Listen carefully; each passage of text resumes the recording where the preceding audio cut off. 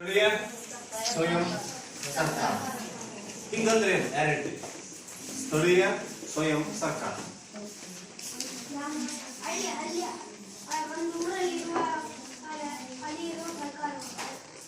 ಆ ಊರಲ್ಲಿ ಅಥವಾ ಹಳ್ಳಿಗಳಲ್ಲಿ ಇರ್ತಕ್ಕಂಥ ಸರ್ಕಾರ ನೋಡು ಮತ್ತೆ ಮತ್ತೆ ಆ ಊರಲ್ಲಿ ಐತಿ ಅಂದ್ರೆ ಈಗ ಸದ್ಯ ಗ್ರಾಮ ಪಂಚಾಯತಿ ಮತ್ತೆ ಹೇಳ್ತೀರಾ ಪೋಸ್ಟ್ ಬರಲ್ಲ ಗ್ರಾಮ ಪಂಚಾಯತಿ ಓಕೆ ಇಲ್ಲಿ ಸ್ಥಳೀಯ ಸ್ವಯಂ ಸರ್ಕಾರಗಳು ಅಂತಂದ್ರೆ ಬಹುತೇಕವಾಗಿ ತಮ್ಮ ಊರನ್ನ ಆಳ್ವಿಕೆ ಮಾಡ್ಕೊಳ್ಳಿಕ್ಕೆ ತಮ್ಮದೇ ಪ್ರತಿನಿಧಿಗಳನ್ನ ಆಯ್ಕೆ ಮಾಡಿಕೊಂಡು ಆ ಪ್ರತಿನಿಧಿಗಳ ಮೂಲಕವಾಗಿ ನಿಮ್ಮ ಊರಿನಲ್ಲಿ ಸ್ಥಳೀಯವಾಗಿರ್ತಕ್ಕಂಥ ಸರ್ಕಾರ ರಚನೆ ಮಾಡ್ಕೊಳ್ತಕ್ಕಂಥದ್ದನ್ನ ಸ್ಥಳೀಯ ಸರ್ಕಾರ ಅಂತ ಕರೀತಾರೆ. ಇದು ಹೊಸದೇನೋ ಅಲ್ಲ, ಅತ್ಯಂತ ಪ್ರಾಚೀನವಾಗಿರ್ತಕ್ಕಂಥ ವ್ಯವಸ್ಥೆ. ಭಾರತದಲ್ಲಿ ರಾಜ ಮಹಾರಾಜರ ಕಾಲದಲ್ಲೂ ಕೂಡ ಈ ತರದ ಆಳ್ವಿಕೆ ಇತ್ತು. ಉದಾಹರಣೆಗೆ ರಾಜ ಅಂತ ಒಬ್ಬ ಇದ್ದ. ಎಲ್ಲ ಸಾಮಾನ್ಯವಾಗಿ ಭಾರತವನ್ನು ಆಳ್ವಿಕೆ ಮಾಡಿರ್ತಕ್ಕಂಥ ರಾಜ ಪರಂಪರೆಗಳಲ್ಲಿ ಒಂದೊಂದು ಪ್ರಾಂತ್ಯಕ್ಕೂ ಕೂಡ ಒಬ್ಬೊಬ್ಬ ರಾಜ ಇದ್ದ. ಆ ರಾಜನಿಗೆ ಅಧೀನವಾಗಿರ್ತಕ್ಕಂಥ ಮಂತ್ರಿಗಳು ಇದ್ದರು. ಆ ಮಂತ್ರಿಗಳು ಒಂದೊಂದು ಇಲಾಖೆಗೆ ಒಬ್ಬೊಬ್ಬ ಮಂತ್ರಿ ಇದ್ದ. ಕಂದಾಯ ವಸೂಲಿ ಮಾಡ್ಲಿಕ್ಕೆ ಒಬ್ಬ ಮಂತ್ರಿ, ಆಮೇಲೆ ಈ ಕಳ್ಳ ಕಾಕರನ್ನ ಹಿಡಿಲಿಕ್ಕೆ ಒಬ್ಬ ಮಂತ್ರಿ, ನ್ಯಾಯ ತೀರ್ಮಾನ ಮಾಡ್ತಕ್ಕಂಥದಕ್ಕೆ ಒಬ್ಬ ಮಂತ್ರಿ, ಹಳ್ಳಿಗಳ ಮೇಲ್ವಿಚಾರಣೆ ಮಾಡ್ಕೊಳ್ತಕ್ಕಂಥದಕ್ಕೆ ಇನ್ನೊಬ್ಬ ಮಂತ್ರಿ, ಹೀಗೆ ಬೇರೆ ಬೇರೆ ಇಲಾಖೆ ಮಂತ್ರಿಗಳು ಇದ್ದರು. ಈ ತರದ ಮಂತ್ರಿಗಳು ತಮ್ಮ ಇಲಾಖೆ ವ್ಯಾಪ್ತಿ ಒಳಗಡೆ ಬರ್ತಕ್ಕಂಥ ಕೆಲಸಗಳ ಮೇಲೆ ಕಾರ್ಯಭಾರವನ್ನು ಮಾಡ್ತಾ ಇದ್ದಾರೆ. ಅಂದ್ರೆ ಒಬ್ಬನ ಕೈಯಲ್ಲಿನೇ ಅಧಿಕಾರ ಕೇಂದ್ರೀಕೃತವಾಗಿರದೆ ಅಧಿಕಾರವನ್ನ ಕೆಳ ಹಂತದವರೆಗೆ ವಿಭಾಗ ಮಾಡ್ತಾ ಇದ್ದಾರೆ. ಇದನ್ನ ಅಧಿಕಾರದ ವಿಕೇಂದ್ರೀಕರಣ ಅಂತ ಕರೀತಾರೆ. ಇಂಗ್ಲಿಷ್ನಲ್ಲಿ ಡಿಸೆಂಟ್ರಲೈಸೇಷನ್ ಅಂತ ಇದನ್ನ ಕರೀತಾರೆ. ಆದ್ರೆ ಪ್ರಾಚೀನ ಕಾಲದಲ್ಲಿ ಉದಾಹರಣೆಗೆ ನೀವು ತಮಿಳುನಾಡಿನಲ್ಲಿ ಆಳ್ವಿಕೆ ಮಾಡಿರ್ತಕ್ಕಂಥ ಚೋಳರ ಆಳ್ವಿಕೆಗೆ ಹೋಗ್ತಾರೆ. ಇಲ್ಲಿ ಇವರು ಸಾಮ್ರಾಜ್ಯಗಳನ್ನ ಸಣ್ಣ ಸಣ್ಣ ಸಣ್ಣ ಸಣ್ಣ ಭಾಗಗಳನ್ನಾಗಿ ವಿಭಾಗ ಮಾಡ್ತಾರೆ. ಮೊದಲಿಗೆ ಪ್ರಾಂತ್ಯಗಳಂತ ಇತ್ತು, ಅದರ ಕೆಳಗಡೆಗೆ ಮಂಡಲ ಅಂತ ಮಾಡಿದ್ರು, ಅದರ ಕೆಳಗಡೆಗೆ ಗ್ರಾಮಗಳಂತ ಮಾಡಿದ್ರು. ಹೀಗೆ ಹಂತ ಹಂತವಾಗಿ ಮೇಲಿನಿಂದ ಕೆಳಗಡೆಗೆ ಅಧಿಕಾರ ಮಾಡ್ತಕ್ಕಂಥದ್ದನ್ನ ಅಧಿಕಾರದ ವಿಕೇಂದ್ರೀಕರಣ ಅಂತ ಕರೀತಾರೆ. ಅಂದ್ರೆ ಅಧಿಕಾರ ಒಬ್ಬರ ಕೈಯಲ್ಲಿನೇ ಇದ್ರೆ ಅದನ್ನ ಎಫೆಕ್ಟಿವ್ ಆಗಿ ಜಾರಿಗೆ ತರಲಿಕ್ಕೆ ಆಗಲ್ಲ. ಅದಕ್ಕೆ ಹಂತ ಹಂತವಾಗಿ ಅಧಿಕಾರವನ್ನು ಏನ್ ಮಾಡೋದು, ವಿಭಾಗವನ್ನ ಮಾಡೋದು. ಇದನ್ನ ಅಧಿಕಾರದ ವಿಕೇಂದ್ರೀಕರಣ ಅಂತ ಕರೀತಾರೆ. ಈಗ ನಾವು ಆಧುನಿಕ ಜಗತ್ತಿನಲ್ಲಿ ಅಥವಾ ಆಧುನಿಕ ಪ್ರಪಂಚದಲ್ಲಿ ಆಳ್ವಿಕೆಗೆ ಒಳಪಟ್ಟಿರ್ತಕ್ಕಂಥದ್ದು ಕೂಡ ಈ ಅಧಿಕಾರದ ವಿಕೇಂದ್ರೀಕರಣದ ಆಧಾರದ ಮೇಲೆ. ಒಬ್ಬನ ಕೈಯಲ್ಲಿ ಇದ್ರೆ ಅದು ಕೇಂದ್ರೀಕರಣ, ಅದು ಅಧಿಕಾರ ಮೇಲ್ಹಂತದಿಂದ ಕೆಳ ಹಂತದವರೆಗೂ ಕೂಡ ಇದ್ರೆ ಅದನ್ನು ವಿಕೇಂದ್ರೀಕರಣ ಅಂತ ಕರಿತೀವಿ. ಇದು ಹಿಂದೆ ಭಾರತದಲ್ಲಿ ರಾಜ ಮಹಾರಾಜರ ಕಾಲದಲ್ಲಿನೂ ಕೂಡ ಈ ತರದ ಅಧಿಕಾರದ ವಿಕೇಂದ್ರೀಕರಣ ಅಂದ್ರೆ ಮೇಲಿನ ಹಂತದಿಂದ ಗ್ರಾಮಗಳ ಹಂತದವರೆಗೂ ಕೂಡ ಅಧಿಕಾರಗಳು ವಿಕೇಂದ್ರೀಕರಣ ಆಗಿರತಕ್ಕಂಥದ್ದನ್ನ ನಾವು ಪ್ರಾಚೀನ ಕಾಲದಲ್ಲಿ ಕಾಣಲಿಕ್ಕೆ ಸಾಧ್ಯತೆ ಇದೆ. ಆಮೇಲೆ ಈ ಸ್ಥಳೀಯ ಸರ್ಕಾರ ಯಾಕೆ ಬೇಕು ನಮಗೆ? ಈಗ ನಿಮ್ಮ ಊರಲ್ಲಿ ಏನೋ ಒಂದು ಸಮಸ್ಯೆ ಐತಪ್ಪ ಅಂತಂದ್ರೆ ಹೋಗಿ ಸಿದ್ದರಾಮಯ್ಯ ಹೇಳಕ್ಕಾಗತ್ತ, ಮುಖ್ಯಮಂತ್ರಿ ಅಥವಾ ದೇಶದ ಪ್ರಧಾನಮಂತ್ರಿ ಮೋದಿ ಹೇಳಕ್ಕಾಗತ್ತ? ಇಲ್ಲ. ನಿಮ್ಮೂರ ಸಮಸ್ಯೆಯನ್ನ ಮೇಲಿನ ಹಂತದವರಿಗೆ ಹೋಗಿ ಹೇಳಿ ಅದನ್ನ ಪರಿಹಾರ ಮಾಡ್ಲಿಕ್ಕಾಗಲ್ಲ. ಅದಕ್ಕೆ ಏನ್ ಮಾಡಿಲ್ಲ ಅಂತ ಹೇಳಿದ್ರೆ, ನಮ್ಮೂರ ಸಮಸ್ಯೆಗಳನ್ನ ನಮ್ಮೂರಿನಲ್ಲಿರುವಂತ ಪ್ರತಿನಿಧಿಗಳಿಗೆ ಹೇಳಿಸಿ ಆ ಸಮಸ್ಯೆಯನ್ನ ಪರಿಹಾರ ಮಾಡ್ಕೊಳ್ತಕ್ಕಂಥ ಉದ್ದೇಶಕ್ಕಾಗಿ ಸ್ಥಳೀಯ ಸರ್ಕಾರಗಳು ಬಂದು. ಸ್ಥಳೀಯ ಸರ್ಕಾರದ ಮುಖ್ಯ ಉದ್ದೇಶ ಸ್ಥಳೀಯ ಸಮಸ್ಯೆಗಳನ್ನ ಸ್ಥಳೀಯವಾಗಿಯೇ ಪರಿಹಾರ ಮಾಡತಕ್ಕಂಥ ಉದ್ದೇಶಕ್ಕಾಗಿ ನಮಗೆ ಸ್ಥಳೀಯ ಸರ್ಕಾರಗಳು ಈಗ ಅಗತ್ಯವಾಗಿ ಬೇಕಾಗಿದ್ವು ಅನ್ನೋದನ್ನ ನಾವಿಲ್ಲಿ ಕಾಣಬಹುದು. ಹೀಗೆ ಸ್ವಯಂ ಆಡಳಿತವನ್ನು ನೀಡತಕ್ಕಂಥ ಸಂಸ್ಥೆಗಳನ್ನ ನಾವು ಸ್ಥಳೀಯ ಸ್ವಯಂ ಆಡಳಿತದ ಸಂಸ್ಥೆಗಳು. ಸ್ವಯಂ ಆಡಳಿತ ಅಂದ್ರೆ ನಮ್ಮನ್ನ ಆಳುವಂತಹ ಪ್ರತಿನಿಧಿಗಳನ್ನ ಸ್ವಯಂ ನಾವೇ ಮತದಾನದ ಮೂಲಕವಾಗಿ ಆಯ್ಕೆ ಮಾಡಿದ್ರೆ ಅವರು ನಮ್ಮ ಸ್ಥಳೀಯ ಸರ್ಕಾರದ ಒಂದು ಭಾಗವಾಗಿ ಇರ್ತಾರೆ ಅನ್ನೋದನ್ನ ನಾವಿಲ್ಲಿ ಕಾಣಲಿಕ್ಕೆ ಸಾಧ್ಯ ಇದೆ. ಇಲ್ಲಿ ಈ ಸ್ಥಳೀಯ ಸರ್ಕಾರಗಳು ನಮಗೆ ಒಂದೇ ಬಾರಿಗೆ ಬಂದದ್ದಲ್ಲ. ಬ್ರಿಟಿಷ್ನವರು 1919ರಿಂದ 1935ರವರೆಗೂ ಕೂಡ ಒಂದು ಹಂತ ಹಂತವಾಗಿ ನಮಗೆ ಕಾನೂನುಗಳನ್ನು ಜಾರಿಗೆ ತಂದರು. 1919ರಿಂದ 1935ರವರೆಗೆ ಬ್ರಿಟಿಷ್ನವರು ಜಾರಿಗೆ ತಂದಿರತಕ್ಕಂಥ ಈ ಕಾನೂನುಗಳ ಒಂದು ಕೊಂಡಿ ಇದೆಯಲ್ಲ, ಅದೇ ನಮಗೆ ಸ್ಥಳೀಯ ಸರ್ಕಾರಕ್ಕೆ ಮೂಲವಾಗಿರ್ತಕ್ಕಂಥ ಬುನಾದಿ. ಅಂದ್ರೆ 1919ರಿಂದ 35ರವರೆಗೆ ಬ್ರಿಟಿಷರು ಜಾರಿಗೆ ತಂದಿರತಕ್ಕಂಥ ಅಷ್ಟೂ ಕಾನೂನುಗಳು ನಮಗೆ ಏನಂತ ಹೇಳ್ತಾರೆ ಅಂತ ಹೇಳಿದ್ರೆ, ನಮ್ಮನ್ನ ಆಳ್ವಿಕೆ ಮಾಡಿಕೊಳ್ಳುವಂತಹ ಒಂದು ಜವಾಬ್ದಾರಿ ಸರ್ಕಾರವನ್ನ ನಾವೇ ರಚನೆ ಮಾಡಿಕೊಳ್ಬೇಕು ಅಂತಕ್ಕಂಥ ಒಂದು ಕಾನ್ಸೆಪ್ಟ್ ಅನ್ನ ಬ್ರಿಟಿಷ್ ಅವರು ಸುಮಾರು ಒಂದು 2-3 ದಶಕದ ಅವಧಿಯಲ್ಲಿ ಜಾರಿಗೆ ತಂದಿರತಕ್ಕಂಥ ಕಾನೂನುಗಳು ನಮಗೆ ಬಹಳ ಸ್ಪಷ್ಟವಾಗಿ ಗೋಚರಿಸಿದೆ.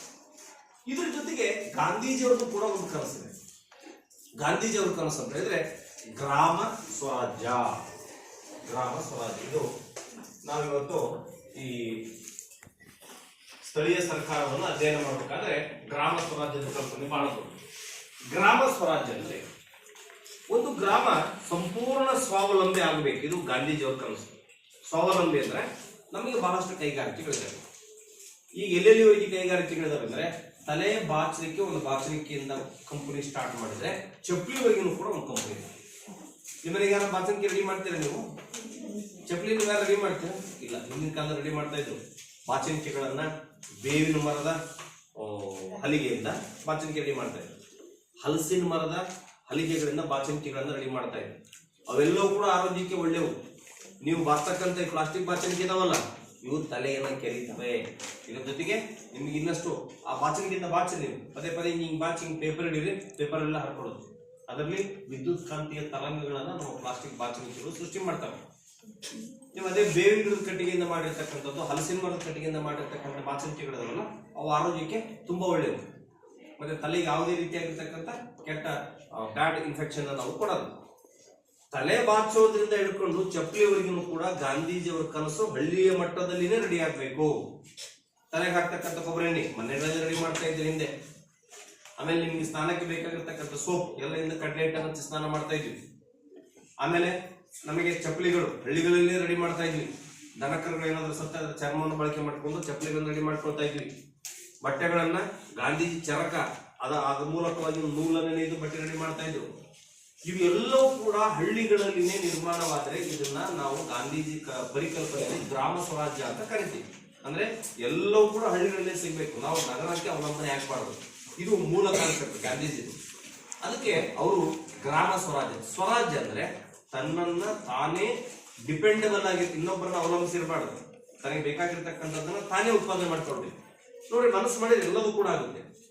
ತರಕಾರಿ ನಮಗೆ ಬೇಕಾಗಿ ತರಕಾರಿ ನಾವು ಬೆಳ್ಕೋಬಹುದು. ಹತ್ತಿಯಿಂದ ಬಟ್ಟೆಯನ್ನು ನುಳ್ಕೊಂಡ್ಬಿಟ್ಟು ಬಟ್ಟೆ ರೆಡಿ ಮಾಡ್ತೀವಿ. ಎಲ್ಲ ಮಗ್ಗಗಳೆಲ್ಲ ತೆಗೆದುಬಿಟ್ಟು ನಾವೆಲ್ಲ ಯಾಕೆ ರೆಡಿಮೇಡ್ ಬಟ್ಟೆಗಳು ಸೇರ್ ಸ್ಟಾರ್ಟ್ ಮಾಡಿದ್ವಲ್ಲ ಕಡಿಮೆ ರೇಟಿಗೆ ನಮಗೆ ಬ್ರಿಟಿಷರಿಂದ. ಹಂಗಾಗಿ ನಾವು ಅವುಗಳೆಲ್ಲವನ್ನು ಕೂಡ ತೆಗೆದು ಹೀಗೆ ಗಾಂಧೀಜಿಯವರ ಮೂಲ ಕಲ್ಪನೆಯನ್ನು ಕೂಡ ಗ್ರಾಮ ಸ್ವರಾಜ್ಯ ಆಗಿತ್ತು. ಗ್ರಾಮ ಸ್ವರಾಜ್ಯದ ಬೇಸಲೇ ನಮಗೆ ಸ್ಥಳೀಯ ಸರ್ಕಾರಗಳು ಅಥವಾ ಇಂಗ್ಲಿಷ್ ನಲ್ಲಿ ಲೋಕಲ್ ಸೆಲ್ಫ್ ಗವರ್ಮೆಂಟ್ ಅಂತ ಕರಿತೀವಿ. 3 ಹಂತದಲ್ಲಿ ನಮಗೆ ಸ್ಥಳೀಯ ಸರ್ಕಾರಗಳನ್ನ ಕಾಣಲಿಕ್ಕೆ ನಾವು ಸಾಧ್ಯ. ಒಂದು ಜಿಲ್ಲಾ ಪಂಚಾಯತಿ, ತಾಲೂಕು ಪಂಚಾಯತಿ, ಗ್ರಾಮ ಪಂಚಾಯತಿ ಈಗ ಸದ್ಯ ಇರತಕ್ಕಂಥದ್ದು. ಆದ್ರೆ ಇದಕ್ಕಿಂತ ಹಿಂದೆನೆ ನಮಗೆ ಇದರ ಅನುಭವಗಳು ಸಾಕಷ್ಟು ಸಂದರ್ಭದಲ್ಲಿ ಆಗಿರ್ತಕ್ಕಂಥದ್ದನ್ನ ನಾವು ಇಲ್ಲಿ ಕಾಣ್ತೀವಿ. ಈಗಿರ್ತಕ್ಕಂಥ ಒಂದು ನಮ್ದೇನೋ ವ್ಯವಸ್ಥೆ ಇದೆಯಲ್ಲ, ಒಂದು ಜಿಲ್ಲಾ ಪಂಚಾಯತಿ, ಮತ್ತೆ 2 ತಾಲೂಕಾ ಪಂಚಾಯತಿ, ನೆಕ್ಸ್ಟ್ ಗ್ರಾಮ ಪಂಚಾಯತಿ. ಇದು ನಮಗೆ ಜಾರಿಗೆ ಬಂದಿದ್ದು 1993ರಲ್ಲಿ ಸಂವಿಧಾನಕ್ಕೆ 73 ಮತ್ತು 74ನೇ ತಿದ್ದುಪಡಿಯನ್ನು ತರ್ತೀವಿ ನಾವು. 1993ದಲ್ಲಿ ಸಂವಿಧಾನಕ್ಕೆ 73 ಮತ್ತು 74ನೇ ತಿದ್ದುಪಡಿಯನ್ನು ತರುವುದರ ಮೂಲಕವಾಗಿ 3 ಹಂತದ ಸರ್ಕಾರಗಳನ್ನು ಜಾರಿಗೆ ತಂದ್ವಿ. ಒಂದು ಜಿಲ್ಲಾ ಪಂಚಾಯತಿ, ತಾಲೂಕು ಪಂಚಾಯತಿ, ಗ್ರಾಮ ಪಂಚಾಯತಿ ಅಂತಕ್ಕಂಥ 3 ರೀತಿಯಾಗಿರ್ತಕ್ಕಂಥ ಅಧಿಕಾರವನ್ನ ನಾವು ಈಗ ರಚನೆ ಮಾಡಿದ್ವಿ. ಆದ್ರೆ ಇದಕ್ಕಿಂತ ಹಿಂದೆನೆ 1983ಕ್ಕಿಂತ ಹಿಂದೆನೆ 1983-84ರಲ್ಲಿ ಕರ್ನಾಟಕದಲ್ಲಿ ಮೊದಲ ಬಾರಿಗೆ ಇದು ಪ್ರಯೋಗ ಆಗಿತ್ತು. ಇದು ದೇಶ ಮಟ್ಟದಲ್ಲಿ 93ರಲ್ಲಿ ಜಾರಿಗೆ ಬಂತು ಈ ದೇಶದಾದ್ಯಂತ. ಇದಕ್ಕಿಂತ 10 ವರ್ಷ ಮುಂಚಿತವಾಗಿಯೇ ಕರ್ನಾಟಕದಲ್ಲಿ ಪ್ರಯತ್ನ ಆಗಿತ್ತು. ಆದ್ರೆ ಕರ್ನಾಟಕದಲ್ಲಿ ಪ್ರಯತ್ನ ಹೇಗಾಗಿತ್ತು ಅಂತ ಹೇಳಿದ್ರೆ, ಇದನ್ನ ಜಿಲ್ಲಾ ಪಂಚಾಯತಿ, ತಾಲೂಕ್ ಪಂಚಾಯತಿ, ಗ್ರಾಮ ಪಂಚಾಯತಿ ಅಂತ ಕರೀತಾ ಇರಲಿಲ್ಲ. ಜಿಲ್ಲಾ ಪಂಚಾಯತಿ, ತಾಲೂಕಾ ಪಂಚಾಯತಿ ಮತ್ತೆ ಇದನ್ನ ಮಂಡಲ ಪಂಚಾಯತಿ ಅಂತ ಕರೀತಾ ಇದ್ರು. ಮಂಡಲ ಪಂಚಾಯತಿ ಅಂದ್ರೆ ಈಗೇನು ಗ್ರಾಮ ಪಂಚಾಯತಿ ಅಂತ ಕರೀತಾರಲ್ಲ, ಅದ್ರ ಹೆಸರಿನಲ್ಲಿ ಹಿಂದೆ ಮಂಡಲ ಪಂಚಾಯತಿ ಅಂತ ಇತ್ತು. ಕರ್ನಾಟಕದಲ್ಲಿ ಅವಾಗ ಮುಖ್ಯಮಂತ್ರಿ ಇದ್ದವರು ರಾಮಕೃಷ್ಣ ಹೆಗಡೆ ಮುಖ್ಯಮಂತ್ರಿ ಇದ್ರು. ಆವಾಗ ಇದನ್ನ ಪ್ರಾಯೋಗಿಕವಾಗಿ ಮೊದಲ ಬಾರಿಗೆ ಅಸ್ತಿತ್ವಕ್ಕೆ ತಂದರು. ಇಡೀ ಭಾರತದಲ್ಲಿಯೇ ಮೊದಲ ಬಾರಿಗೆ ಈ ತರದ ಸ್ಥಳೀಯ ಸರ್ಕಾರಗಳನ್ನ ಜಾರಿಗೆ ತಂದ ರಾಜ್ಯ ಕರ್ನಾಟಕ. ಇಡೀ ದೇಶದಲ್ಲಿ ಮೊದಲಿಗೆ ನಾವೇ ತಂದಿದ್ವಿ, ಆ ನಂತರ ಇದು ಮಂಡಲ್ ಬಿಲ್ ಅಂತ ತಿಳ್ಕೊಂಡು ಕೊನೆಗೆ ಪಾರ್ಲಿಮೆಂಟ್ ನಲ್ಲಿ ಪಾಸ್ ಆಗಿ 1993ದಲ್ಲಿ ಇದು ಅಸ್ತಿತ್ವಕ್ಕೆ ಬಂತು. ಹೀಗೆ ಕರ್ನಾಟಕದಲ್ಲಿ ಮೊದಲಿಗೆನೇ ಇದು ಅಸ್ತಿತ್ವದಲ್ಲಿ ಇತ್ತು ಅನ್ನೋದನ್ನ ನಾವಿಲ್ಲಿ ಕಾಣಬಹುದು. ಜಿಲ್ಲಾ ಪರಿಷತ್ತು, ಜಿಲ್ಲಾ ಪಂಚಾಯತಿ ಅಂತಂದ್ರೆ ಅವಾಗ ಜಿಲ್ಲಾ ಪರಿಷತ್ತು, ಮತ್ತೆ ತಾಲೂಕಾ ಬೋರ್ಡ್ ಅಂತ ಕರೀತಾ ಇದ್ರು. ನೆಕ್ಸ್ಟ್ ಮಂಡಲ್ ಪಂಚಾಯತ್ ಅಂತ 3 ರೀತಿಯಾಗಿರ್ತಕ್ಕಂಥ ಒಂದು ವ್ಯವಸ್ಥೆ ಅಸ್ತಿತ್ವಕ್ಕೆ ಬಂತು. 83ರಲ್ಲಿ ರಾಮಕೃಷ್ಣ ಹೆಗಡೆ ಅವರ ಕಾಲದಲ್ಲಿ ಇದು ಕಾನೂನಾಯಿತು. ಆದರೆ ಇದು ಜಾರಿಗೆ ಬಂದದ್ದು 1985ರಿಂದ ಕರ್ನಾಟಕದಲ್ಲಿ ಭಾಗಶಃ ಪೂರ್ಣವಾಗಿ ಇದು ಜಾರಿಗೆ ಬಂದಿರತಕ್ಕಂಥದ್ದನ್ನ ನಾವಿಲ್ಲಿ ಕಾಣಲಿಕ್ಕೆ ಸಾಧ್ಯತೆ ಇದೆ. ಆದರೆ ಇದನ್ನ ಕರ್ನಾಟಕದಲ್ಲಿ ಜಾರಿಗೆ ಬಂದಿರತಕ್ಕಂಥದ್ದನ್ನ ದೇಶಕ್ಕೆ ತಂದು ನೆಕ್ಸ್ಟ್ ಏನ್ ಮಾಡ್ತಾರೆ, 93ರಲ್ಲಿ ಇದನ್ನ ಸುಮ್ಮನೆ ಬರೀ ಕಾನೂನನ್ನ ಇದು ಮಾಡಿದ್ರಾಗಲ್ಲ ಅಂತ ತಿಳ್ಕೊಂಡು ಏನ್ ಮಾಡ್ತಾರೆ, ಸಂವಿಧಾನಕ್ಕೆ ಮೂಲ ಆಶಯಗಳಿಗೆ ಧಕ್ಕೆ ಆಗದ ರೀತಿಯಾದ ತಿದ್ದುಪಡಿಯನ್ನು ಮಾಡಿ ಮಾಡ್ತಾರೆ, ಜಾರಿಗೆ ತರ್ತಾರೆ. ಸಂವಿಧಾನದಲ್ಲಿ ಪಂಚಾಯತ್ ರಾಜ್ ವ್ಯವಸ್ಥೆ ಬಗ್ಗೆ ತಿದ್ದುಪಡಿ ಮಾಡಿದ್ದು ಎಷ್ಟೇ ಅಂದ್ರೆ 73 ಮತ್ತು 74ನೇ ತಿದ್ದುಪಡಿ. ಒಂದೊಂದು ತಿದ್ದುಪಡಿಗೂ ಕೂಡ ಒಂದೊಂದು ನಂಬರ್ ಚೇಂಜ್ ಆಗ್ತಾ ಹೋಗ್ತಾರೆ. ಹಾಗೆ 73, 74ನೇ ಸಂವಿಧಾನದ ತಿದ್ದುಪಡಿ ಏನೇನು ಹೇಳ್ತೇವೆ ಅಂತ ಹೇಳಿದ್ರೆ, ಪಂಚಾಯತ್ ರಾಜ್ ಅಧಿನಿಯಮದ ಬಗ್ಗೆ ತಿದ್ದುಪಡಿ ಆಗಿರ್ತಕ್ಕಂಥದ್ದು ಕಾನ್ಸ್ಟಿಟ್ಯೂಷನ್ 73 ಮತ್ತು 74, 93ನೇ ಇಸ್ವಿಯಲ್ಲಿ ಇದು ಅಸ್ತಿತ್ವಕ್ಕೆ ಬಂದಿರತಕ್ಕಂಥದ್ದನ್ನ ನಾವಿಲ್ಲಿ ಕಾಣಬಹುದು. ಈಗೂ ಕೂಡ ಈ 1993ರಲ್ಲಿ 73, 74ನೇ ಈ ತಿದ್ದುಪಡಿ ಮೂಲಕವಾಗಿ ಇದನ್ನ ಪಂಚಾಯತ್ ರಾಜ್ ಅಧಿನಿಯಮ ಅಂತ ಕರೀತಾರೆ, ಆ ಕಾನೂನಿಗೆ ಕರೀತಾರೆ. ಅದರ ಅಡಿಯಲ್ಲಿ ಯಾವ ಉದ್ದೇಶಗಳನ್ನು ಇಟ್ಟುಕೊಂಡು ಸ್ಥಳೀಯ ಸರ್ಕಾರಗಳು ಅಸ್ತಿತ್ವಕ್ಕೆ ಬಂದವು. ಯಾಕಂದ್ರೆ 73, 74 ತಿದ್ದುಪಡಿ ಬಂದಾಗ ಒಂದು ಪ್ರಶ್ನೆ ಎದುರಾಗುತ್ತೆ, ಇದ್ರದ್ದು ಉದ್ದೇಶ ಏನು ಅಂತ ಹೋಗುದು. ಯಾವ ಉದ್ದೇಶ ಇಟ್ಕೊಂಡು ಸಂವಿಧಾನ ತಿದ್ದುಪಡಿ ಮಾಡಿದ್ರು ಅಂತ ಹೋದ್ರೆ, ಇದು ಉದ್ದೇಶಗಳು ಅಂದ್ರೆ ಸ್ಥಳೀಯ ಸರ್ಕಾರದ ಉದ್ದೇಶಗಳು ಏನಿದಾವೆ, ಯಾವ ಉದ್ದೇಶಗಳನ್ನು ಇಟ್ಟುಕೊಂಡು ಇದು ನಮಗೆ ಇವತ್ತು ಅಸ್ತಿತ್ವದಲ್ಲಿದೆ. ಇದು ಮೂಲವಾಗಿರ್ತಕ್ಕಂಥ ಉದ್ದೇಶ ಈಗಾಗಲೇ ಹೇಳಿದಾಗೆ ಗ್ರಾಮಗಳಿಗೆ ಸ್ವರಾಜ್ಯವನ್ನು ಕೊಡ್ತಕ್ಕಂಥದ್ದು, ಅಂದ್ರೆ ಸ್ಥಳೀಯರ ಸಮಸ್ಯೆಯನ್ನ ಸ್ಥಳೀಯರೇ ಬಗೆಹರಿಸಿಕೊಳ್ತಕ್ಕಂಥದ್ದು ಇದರ ಮೊದಲನೇ ಉದ್ದೇಶ. ನಿಮ್ಮೂರಿನಲ್ಲಿ ಕುಡಿಯೋ ನೀರಿಲ್ಲ, ಚರಂಡಿ ವ್ಯವಸ್ಥೆ ಇಲ್ಲ. ಚರಂಡಿ ವ್ಯವಸ್ಥೆ ಇಲ್ಲ ಅಲ್ಲ, ನಿಮ್ಮೂರ ಚರಂಡಿನೇ ಇಲ್ಲ, ಚರಂಡಿ ವ್ಯವಸ್ಥೆ ಸಮರ್ಪಕವಾಗಿಲ್ಲ, ಬೀದಿ ದೀಪಗಳಿಲ್ಲ, ಬೀದಿ ಲೈಟ್ಗಳು ಅಂತ ಕರೀತಾರಲ್ಲ, ಬೀದಿ ಲೈಟ್ಗಳಿಲ್ಲ, ರಸ್ತೆಗಳು ಸರಿ ಇಲ್ಲ. ಈ ತರದ ಸಮಸ್ಯೆಗಳಿದ್ರೆ ಅವುಗಳನ್ನ ಸ್ಥಳೀಯ ಮಟ್ಟದಲ್ಲಿನೇ ಅವುಗಳನ್ನ ಚರ್ಚೆ ಮಾಡಿ ಅವುಗಳಿಗೆ ಉತ್ತರ ಕಂಡುಕೊಳ್ಳಿಕ್ಕೆ ಸಾಧ್ಯ. ಇದು ಮೊದಲನೇ ಉದ್ದೇಶ. ಎರಡನೇದು, ಜನಸಾಮಾನ್ಯರ ಕೈಗೆ ಅಧಿಕಾರವನ್ನು ಒದಗಿಸುವುದು. ಈಗ ನಿಮ್ಮೂರ ಗ್ರಾಮ ಪಂಚಾಯತಿ ಅಧ್ಯಕ್ಷರಿದ್ದಾರೆ, ಅವ್ರೇನು MLA ಆಗಿದ್ರ, ದೊಡ್ಡ ಶ್ರೀಮಂತರ ಮಂತ್ರಿ ಅಂತ ಕೊಟ್ಟಿದವ್ರ ಇಲ್ಲ. ಅಂದ್ರೆ ನಿಮ್ಮೂರಿನ ಸಮಸ್ಯೆಯನ್ನ ಸರಿ ಮಾಡ್ಲಿಕ್ಕೆ ನಿಮ್ಮೂರಿನ ಜನರ ಕೈಗೆ ಅಧಿಕಾರ ಕೊಡ್ತಕ್ಕಂಥದ್ದು, ಸಾಮಾನ್ಯ ಜನರ ಕೈಗೆ ಅಧಿಕಾರವನ್ನ ಕೊಡ್ತಕ್ಕಂಥದ್ದು. ನೆಕ್ಸ್ಟ್, ಆಡಳಿತ ಇಲ್ಲಿ ವಿಕೇಂದ್ರೀಕರಣ ಆಗುತ್ತೆ. ಅಂದ್ರೆ ಈಗ ರಾಜ್ಯಕ್ಕೆ ಮೇಲ್ಗಡೆ ಬಂದ್ರೆ ಇಲ್ಲಿ ರಾಜ್ಯ ಸರ್ಕಾರ ಅಂತ ಕರಿತೀವಿ ಅಲ್ವಾ. ರಾಜ್ಯ ಸರ್ಕಾರಕ್ಕೆ ಮುಖ್ಯಸ್ಥ ಮುಖ್ಯಮಂತ್ರಿ ಒಬ್ಬನ ಕೈಯಿಂದಲೇ ನೀವು 3 ಸಮಸ್ಯೆ ಬಗೆಹರಿಸಕ್ಕಾಗುತ್ತಾ? ಹೋಗಿ ಭೇಟಿಯಾಗಕ್ಕಾಗಲ್ಲ ಇವೆಲ್ಲ. ಅದಕ್ಕೆ ಅಧಿಕಾರ ಮೇಲಿನ ಹಂತದಿಂದ ಹಂತವಾಗಿ ಅದೇನಾಗುತ್ತೆ, ಕೆಳ ಹಂತವಾಗಿ ಡಿವೈಡ್ ಆಗ್ತಾ ಬರುತ್ತೆ. ಅಧಿಕಾರವನ್ನ ಒಬ್ಬರ ಬಳಿಯಲ್ಲಿ ಇಟ್ಕೊಂಡಿದ್ರೆ ಅದು ಕೇಂದ್ರೀಕರಣ. ಅಧಿಕಾರವನ್ನ ಕೆಳ ಹಂತದವರೆಗೂ ಕೂಡ ಕೊಡ್ತಾ ಡಿವೈಡ್ ಮಾಡ್ತಾ ಬಂದ್ರೆ ಅದನ್ನ ಅಧಿಕಾರದ ವಿಕೇಂದ್ರೀಕರಣ ಅಂತ ಕರೀತಾರೆ. ಹಾಗಾದ್ರೆ ಇದು ಇನ್ನೊಂದು ಮುಖ್ಯವಾಗಿರ್ತಕ್ಕಂಥ ಉದ್ದೇಶ ಅಂತ ಹೇಳಿದ್ರೆ, ಅಧಿಕಾರ ಕೆಳ ಹಂತದವರೆಗೂ ಕೂಡ ವಿಭಜನೆ ಅಥವಾ ವಿಕೇಂದ್ರೀಕರಣ ಆಗ್ತಕ್ಕಂಥದ್ದು ಇದು ಮುಖ್ಯವಾಗಿರ್ತಕ್ಕಂಥ ಉದ್ದೇಶ. ಈ ತರ ಅಧಿಕಾರವನ್ನು ವಿಕೇಂದ್ರೀಕರಣ ಮಾಡಿದ್ರೆ ಪರಿಣಾಮಕಾರಿಯಾಗಿ ಕೆಲಸ ಆಗುತ್ತೆ. ನಿಮ್ಮೂರಿಗೆ ಏನಾದ್ರು ಸಮಸ್ಯೆ ಇತ್ತಪ್ಪ ಅಂತಂದ್ರೆ ಅವತ್ತೇ ನೀವು ಗ್ರಾಮ ಪಂಚಾಯತಿ ತಿಳಿಸಿದ್ರೆ ಅದು ಕೆಲಸ ಆಗುತ್ತೆ. ಹೀಗೆ ಪರಿಣಾಮಕಾರಿ ಕೆಲಸವನ್ನು ಮಾಡಲಿಕ್ಕೆ ಸಾಧ್ಯತೆ ಇದೆ. ಆಮೇಲೆ ಒಬ್ಬನಿಗೆ ಯಾರಿಗೋ ಲೀಡರ್ಶಿಪ್ ಕ್ವಾಲಿಟಿ ಇರುತ್ತೆ. ಈ ಮೂರಿನ ಎಲ್ಲ ಸಮಸ್ಯೆಗಳನ್ನ ಬಹಳ ಸುಲಭವಾಗಿ ಬಗೆಹರಿಸ್ತಕ್ಕಂಥ ಒಬ್ಬ ಲೀಡರ್ಶಿಪ್ ಕ್ವಾಲಿಟಿ ಇರುತ್ತೆ. ಅವನು ಡೈರೆಕ್ಟ್ MLA ಎಲೆಕ್ಷನ್ ನಿಲ್ಲಕ್ಕಾಗುತ್ತೆ? ಆಗಲ್ಲ. ಅವನು ನಿಮ್ಮೂರು ಗ್ರಾಮ ಪಂಚಾಯತಿ ಎಲೆಕ್ಷನ್ ನಿಲ್ಬಹುದು, ಅಥವಾ ಅವನು ಅಧ್ಯಕ್ಷ ಆಗ್ಬೋದು. ನೆಕ್ಸ್ಟ್ ತಾಲೂಕ್ ಪಂಚಾಯತಿ ನಿಂತ್ಬೋದು, ಅಲ್ಲೇ ಅಧ್ಯಕ್ಷ ಆಗ್ಬೋದು. ಜಿಲ್ಲಾ ಪಂಚಾಯತಿ ಅಲ್ಲೇ ಅಧ್ಯಕ್ಷ ಆಗ್ಬೋದು. ನೆಕ್ಸ್ಟ್ ಒಂದು ದಿವಸ ಅವ್ರು ಏನಾಗ್ಬೋದು, MLA, ಮಿನಿಸ್ಟ್ರು, ಮುಖ್ಯಮಂತ್ರಿ ಏನಾಗ್ಬೋದು. ಅಂದ್ರೆ ಕೆಳ ಹಂತದಿಂದ ಲೀಡರ್ಸ್ ಗಳನ್ನ, ನಾಯಕತ್ವದ ಗುಣಗಳನ್ನ ಬೆಳೆಸಲಿಕ್ಕೆ ನಮಗೆ ಈ ಸ್ಥಳೀಯ ಸರ್ಕಾರಗಳು ಬಹಳ ಪ್ರಮುಖವಾಗಿರ್ತಕ್ಕಂಥ ಪಾತ್ರವನ್ನು ನಿರ್ವಹಿಸ್ತವೆ. ಉದಾಹರಣೆಗಳಂದ್ರೆ, ನಾನು ಹಿಂದೆ ಕೆಲಸ ಮಾಡ್ಬೇಕಾದ್ರೆ ಹಿಂದೆ ಈ ಹಟ್ಮಳಿ ತಾಲೂಕು ಕಮ್ಮತ್ತಳ್ಳಿ ಅಂತ ಇತ್ತು, ಅಲ್ಲಿದೆ. ಅಲ್ಲಿ ಒಂದು ಊರಾಗ ನೀರು ಬಿಡೋಣ, ನೀರು ಬಿಡ್ತಾ ಇತ್ತು. ಹಳ್ಳೆ ನೀರು ತುಂಬಾ ತೊಂದರೆ ಆ ಊರಾಗ. ಮಧ್ಯರಾತ್ರಿ ಎಲ್ಲ ನೀರು ಬಿಡೋದು. ಮಧ್ಯರಾತ್ರಿ ಒಳಗೆ ನೀರು ಬಿಟ್ಟರು ಕೂಡ ಆ ಓಣೆಗೆ ಹೋಗಿ ನೀರು ಬಿಟ್ಟು ಎಲ್ಲರ ಮನೆಗಳಿಗೂ ಕೂಡ ಡೋರ್ ಬಡಿಯೋಣ, ಹೇಳ್ರಿ ನೀರು ಬಿಟ್ಟಂಗೆ ಹೇಳ್ರಿ, ನೀರು ಹಿಡ್ಕೊಳ್ರಿ ಅಂತಂದೇಳಿ ಮಧ್ಯರಾತ್ರಿ ಎಲ್ಲ ಡೋರನ್ನ ಬಡದು ಆ ನೆಲ್ಲಿಗಳನ್ನ, ವಾಲ್ಗಳನ್ನ ಆನ್ ಮಾಡೋದು. ಅಂದ್ರೆ ಆ ಊರು ತುಂಬಾ ಅವನು ಜಾಸ್ತಿ ಪ್ರಸಿದ್ಧಿ. ಅವರು ಅಂದ್ರೆ ಎಂತ ಕಷ್ಟ ಸಂದರ್ಭದಲ್ಲೂ ಕೂಡ ಇವನು ನಮಗೆ ಎಬ್ಬಿಸಿ ನೀರು ಬಿಡ್ತಾನೆ ಬರಗಾಲದಲ್ಲಿ ಕೂಡ ಅಂತ. ನೆಕ್ಸ್ಟ್ ಎಲೆಕ್ಷನ್ ಬಂತು, ಅವ್ನು ಎಲೆಕ್ಷನ್ ನಿಂತ್ಬಿಟ್ಟ. ಅಂದ್ರೆ ಅವನಿಗೆ ಸರ್ಕಾರಿ ನೌಕರ ಅಲ್ಲ, ಸರ್ಕಾರಿ ನೌಕರ ಎಲೆಕ್ಷನ್ ಎಲ್ಲ ಬರಲ್ಲ. ಅಲ್ಲಿ ಕಾಂಟ್ರಾಕ್ಟ್ ಬೇಸ್ ಮೇಲೆ ಕೆಲಸಕ್ಕೆ ಬರಲ್ಲ, ದಿನಗೂಲಿ ನೌಕರ ಕೆಲಸಕ್ಕೆ ಬರಲ್ಲ, ಸರ್ಕಾರಿ ಕೆಲಸಗಾರ ಅಲ್ಲ ಅವ್ರು. ಇಲೆಕ್ಷನ್ ನಿಂತ್ಬಿಟ್ಟವ. ಯಾವ ಮಟ್ಟಕ್ಕೆ ಗೆದ್ದವನು ಅಂದ್ರೆ ಅವ್ರಿಗೆ ಲಕ್ಷಗಳಲ್ಲಿ ದುಡ್ಡು ಸುರಿದ್ರಲ್ಲ, ಅವ್ರು ಎಲ್ಲರಿಗಿಂತಲೂ ಕೂಡ ಹೆಚ್ಚಿನ ಓಟ್ ಅವನಿಗೆ ಬಿದ್ದದ್ದು ಗ್ರಾಮ ಪಂಚಾಯತಿಯಲ್ಲಿ ಗೆದ್ಕೊಂಡು. ಅಂದ್ರೆ ಒಬ್ಬ ನಾಯಕನನ್ನು ಹೀಗೆ ಗುರುತಿಸ್ತಕ್ಕಂಥ ಸಾಧ್ಯತೆಯನ್ನು ಕೂಡ ಇರುತ್ತೆ. ಯಾಕಂದ್ರೆ ಅವನಿಗೆ ಕೆಲಸ ಮಾಡ್ತಕ್ಕಂಥ ಗುಣ ಇರುತ್ತೆ, ಜನ ಅವನನ್ನು ಮೆಚ್ಚಿರ್ತಾರೆ. ಹೀಗೆ ಸ್ಥಳೀಯ ಮಟ್ಟದಲ್ಲಿ ಕೂಡ ಈ ತರದ ನಾಯಕರನ್ನು ಸೃಷ್ಟಿ ಮಾಡಲಿಕ್ಕೆ, ತಳಮಟ್ಟದ ನಾಯಕತ್ವದ ಗುಣಗಳನ್ನು ಬೆಳೆಸಲಿಕ್ಕೆ ಈ ಸ್ಥಳೀಯ ಸರ್ಕಾರದ ಉದ್ದೇಶಗಳು ಇದು ಕೂಡ ಒಂದು ಪ್ರಮುಖವಾಗಿರ್ತಕ್ಕಂಥದ್ದು. ಈ ಉದ್ದೇಶಗಳಾದ್ಮೇಲೆ ಕಾರ್ಯಗಳನ್ನು, ಯಾವ ಕಾರ್ಯಗಳನ್ನ ನಮ್ಮ ಸ್ಥಳೀಯ ಸರ್ಕಾರಗಳು ಮಾಡ್ತವೆ ಅಸ್ತಿತ್ವಕ್ಕೆ ಬಂದರೆ.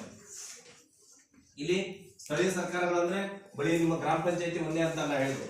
ಜಿಲ್ಲಾ ಪಂಚಾಯತಿ, ತಾಲೂಕು ಪಂಚಾಯತಿ, ಗ್ರಾಮ ಪಂಚಾಯತಿ, ಈ ಪಾಠದಲ್ಲಿ ನೀವು 3 ಬಗ್ಗೆನೂ ಕೂಡ ಅಧ್ಯಯನವನ್ನ ಮಾಡ್ತೇವೆ. ಹಾಗಾದ್ರೆ ಇದ್ರ ಕಾರ್ಯಗಳೇನು, ಏನ್ ಕೆಲಸವನ್ನ ಇದು ಮಾಡುತ್ತೆ ಅಂತ ನಾವು ನೋಡೋದಾದ್ರೆ, ಫಸ್ಟ್ ಇದು ಪಂಚಾಯತಿಯ ಆಸ್ತಿಯನ್ನು ರಕ್ಷಿಸುತ್ತದೆ. ಪ್ರತಿ ಗ್ರಾಮ ಪಂಚಾಯತಿಗಳಲ್ಲಿ ಕೂಡ ನೀವು ಪಂಚಾಯತಿ ಆಸ್ತಿಗಳಂತ ಇದೆ ನೋಡಿದ್ದೀರಾ? ಅವುಗಳನ್ನ ಹಿಂದೆ ಯಾರ್ಯಾರೋ ವಶಪಡಿಸ್ಕೊಂಡ್ಬಿಟ್ಟಿದ್ದಾರೆ. ಈ ಊರಾಗ ಉದಾಹರಣೆಗೆ ಸುಳ್ಗಾಡ ಅಂತ ಇರ್ತಾನೆ, ಅದು ಪಂಚಾಯತಿ ಆಸ್ತಿ. ಅದು ನೀವು ಸುಮ್ಬಿಟ್ಬಿಟ್ರೆ ಅದ್ರಿಗೆ ಅವನ ಬಂದು ಬೋರ್ ಹೊಡಿಸಿ ಅಕ್ಕಿ ಕಡೆ ಬಿಡ್ತಾನೆ, ಅದು ಬೆಳೆ ಮಾಡ್ಬಿಡ್ತಾನೆ.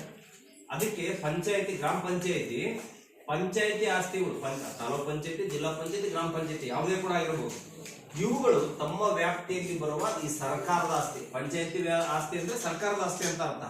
ಸರ್ಕಾರದ ಆಸ್ತಿಗಳನ್ನ ಗುರುತು ಮಾಡಿ ಅವುಗಳನ್ನ ಇನ್ನೊಬ್ರು ಒತ್ತುವರಿ ಮಾಡಿ ಅಥವಾ ಇನ್ನೊಬ್ರು ವಶಪಡಿಸಿಕೊಳ್ಳದ ಹಾಗೆ ಅದನ್ನ ರಕ್ಷಣೆ ಮಾಡ್ತಕ್ಕಂಥ ಕೆಲಸವನ್ನು ಫಸ್ಟ್ ಅವರು ಮಾಡ್ತಾರೆ. ಯಾಕಂದ್ರೆ ಹಳ್ಳಿಗಳಲ್ಲಿ ಏನೂ ಗೊತ್ತಾಗಲ್ಲ, ಜಿಲ್ಲೆಗಳಲ್ಲಿ, ಸಿಟಿಗಳಲ್ಲಿ ಸಾಕಷ್ಟು ಜಾಗ ಇರುತ್ತೆ, ಯಾರೋ ಒಬ್ಬರು ಶ್ರೀಮಂತ ಒತ್ತುವರಿ ಮಾಡ್ಕೊಂಡ್ಬಿಟ್ಟಿದ್ರೆ. ಅದಕ್ಕೆ ಸರ್ಕಾರದ ಆಸ್ತಿಗಳನ್ನ ರಕ್ಷಣೆ ಮಾಡ್ತಕ್ಕಂಥ ಕೆಲಸವನ್ನ ಅವುಗಳು ಮಾಡ್ತವೆ. ಇನ್ನು ಪ್ರತಿ ವರ್ಷನೂ ಕೂಡ ಜಿಲ್ಲಾ ಪಂಚಾಯತಿ ಆಗಿರ್ಬೋದು, ತಾಲೂಕು ಪಂಚಾಯತಿ, ಗ್ರಾಮ ಪಂಚಾಯತಿ 3 ಕೂಡ ಬಜೆಟ್ ಅನ್ನ ಮಂಡಿಸ್ತಾರೆ. ಯಾವಾಗ? ಮಾರ್ಚ್ 31 ಈ ಪ್ರೋಸೆಸ್ ಮುಗಿಯುತ್ತೆ. ಬಜೆಟ್ ಮಂಡನೆ ಮಾಡೋದು ಅಂದ್ರೆ, ನೀವು ನೋಡಿ ಉದಾಹರಣೆಗೆ ಹೋಗಿ ಗ್ರಾಮ ಪಂಚಾಯತಿ ಏನಾರ ಒಂದು ಕೆಲಸ ಕೇಳಿಲ್ಲ, ನಮ್ಮ ಹೊಲಕ್ಕೆ ದಾರಿ ಇಲ್ಲ ಅಂತಂದ್ರೆ ಅವ್ರು ಏನ್ ಹೇಳ್ತಾರೆ ಗೊತ್ತಾ? ಆಕ್ಷನ್ ಪ್ಲಾನ್ ಮಾಡ್ಬೇಕು ಅಂತ ಕೇಳಿದ್ರೆ, ಆಕ್ಷನ್ ಪ್ಲಾನ್ ಅಂದ್ರೆ ಕ್ರಿಯಾ ಯೋಜನೆ ಅಂತ. ಈಗ ನಿಮ್ಮ ಹೊಲಕ್ಕೆ ರೋಡ್ ಮಾಡ್ಲಿಕ್ಕೆ ಒಂದು 2-3 ಲಕ್ಷ ರೂಪಾಯಿ ಬೇಕು, ಸಡನ್ ಅಂತ ಕೊಡಕ್ ಬರುತ್ತಾ? ಇಲ್ಲ. ಅವ್ರೇನ್ ಮಾಡ್ತಾರೆ, ಮುಂದಿನ ವರ್ಷದ ಬಜೆಟ್ ನ ಅದು ಸೇರಿಸ್ಕೊಂಡು ಅದನ್ನು ಗ್ರಾಮ ಪಂಚಾಯತಿ ಅಥವಾ ತಾಲೂಕು ಪಂಚಾಯತಿ, ಜಿಲ್ಲಾ ಪಂಚಾಯತಿ ಮಂಡಿಸಿ ಅಲ್ಲದಕ್ಕೆ ಓಕೆ ಮಾಡಿಕೊಂಡು ಆನಂತರ ಹಣವನ್ನು ಬಿಡುಗಡೆ ಮಾಡ್ತಾರೆ. ಹೀಗೆ ಒಂದು ಗ್ರಾಮ ಪಂಚಾಯತಿ, ಜಿಲ್ಲಾ ಪಂಚಾಯತಿ, ತಾಲೂಕು ಪಂಚಾಯತಿ, ಈ 3 ಪಂಚಾಯತಿಗಳಿಗೂ ಕೂಡ ಎಷ್ಟು ಹಣ ಖರ್ಚಿನ ಅಗತ್ಯತೆ ಇದೆ, ಮತ್ತೆ ಯಾವ ತೆರಿಗೆಯನ್ನು ನಾವು ತೆರಿಗೆ ವಿಧಿಸ್ತಕ್ಕಂಥದ್ದು ಸರ್ಕಾರದ ಕೆಲಸ, ಆದ್ರೆ ತೆರಿಗೆ ವಸೂಲಿ ಮಾಡ್ತಕ್ಕಂಥ ಕೆಲಸ ಇರುತ್ತೆ.